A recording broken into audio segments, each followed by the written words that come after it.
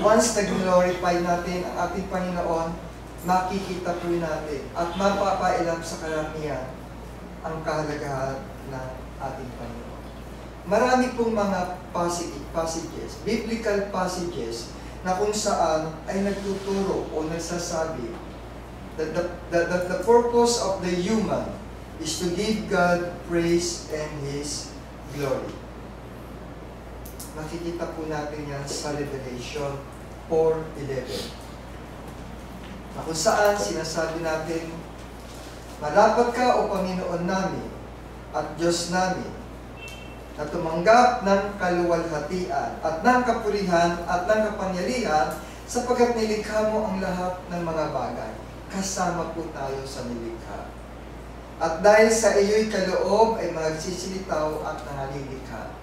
Kasama po tayo sa nilikha ng Panginoon.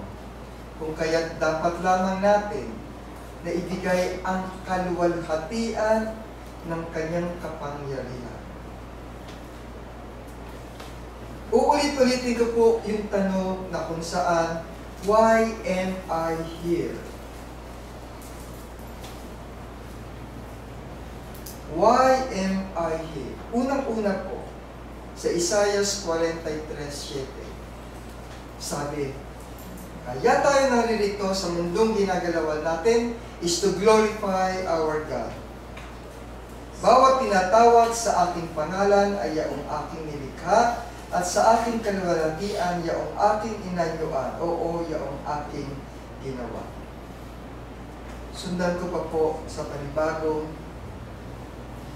chapter. Unang Korinto, 10:31, na kung saan ay sinasabi, kaya kung kayo'y nagsisikain man o nagsisiinom man o anuman ang inyong ginagawa, gawin ninyo ang lahat sa ikaluluwalhati ng Diyos. Sa panahon natin po ngayon, halos lahat tayo ay abala. Marami tayong mga pinagkakaabalahan, trabaho, pamilya, community.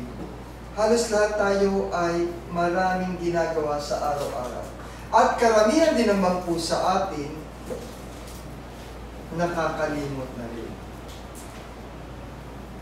Sabi po dito, gawin ninyo o nagsisinuman o anuman ang inyong ginagawa, gawin ninyo ang lahat sa ikaluluwalhati ng Diyos. Ako po'y magtatanong. Alam ko bilang isang Kristiyano, tayo ay very habit natin ang manalangin. Kahit saan ginagawa natin. Yun po ba ay uso pa ba sa panahon na ito? Marami pa rubang mga Kristiyano, kabataan man o hindi man Kristiyano, na kung saan ay patuloy at patuloy na nananalangin. Bago kumain, bago matulog.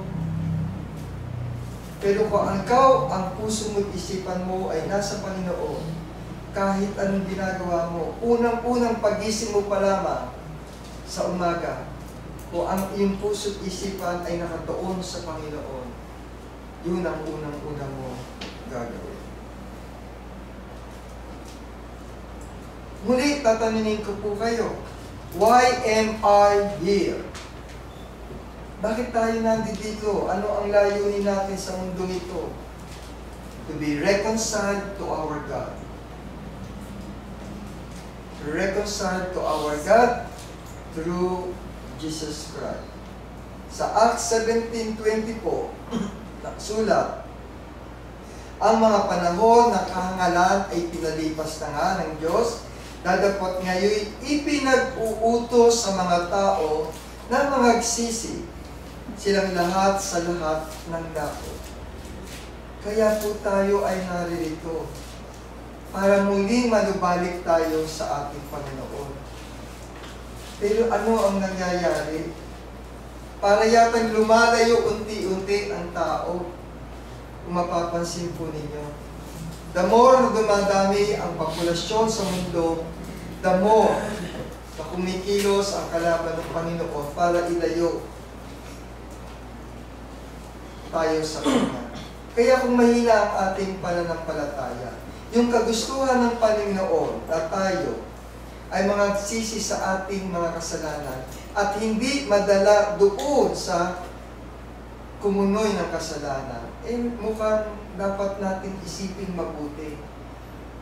Yung bang layunin ng Panginoon na tayo ay magsisi, ay bahagi at naisasagawa po ng bawat isa sa atin.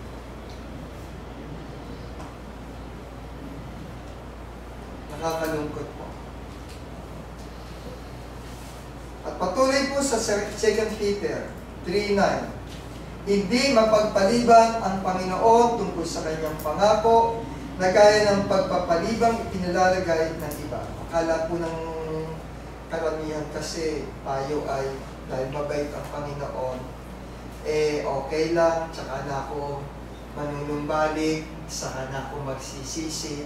Masarap pang mabuhay sa kasalanan, sa mundong ginagalawan natin, sa sanlibutan, kasi nandito lahat yung pleasures, convenience, yung comfort daw. Sige, matatawadin naman ako ng Panginoon eh.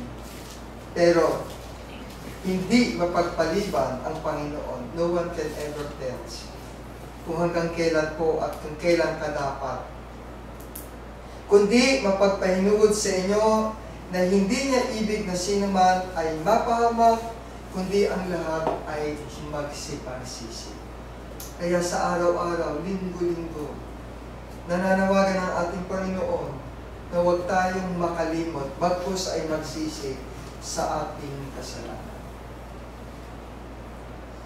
Why am I here? Ano pa ang layunin ng Panginoon para sa atin? To serve the Lord and obey Him. Are we serving our Lord? Opo, sumasamba ako linggo-linggo. Opo, nagdadasal ako linggo-linggo. But are you obeying our Lord? Ay, nakalimot po ako. Nag-cheat day po ako. Sorry po, hindi ako nakaganado. Sorry po, may mga kasalanan ako nagagawa.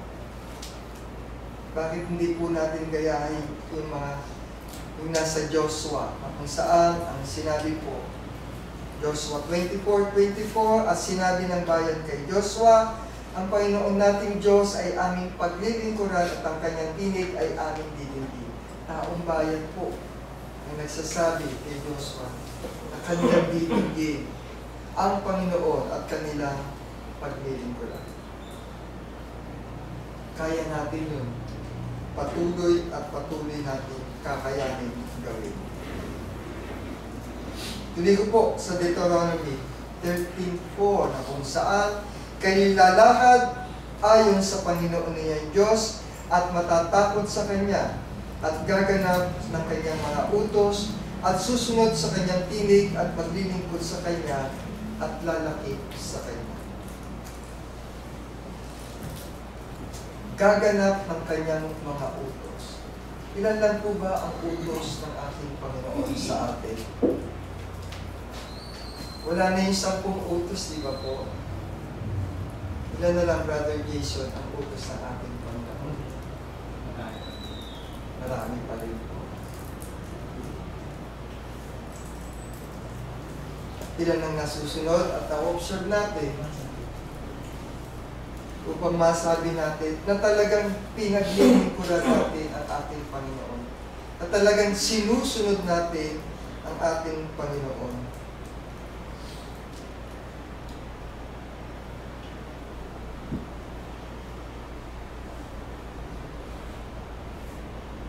Why am I here?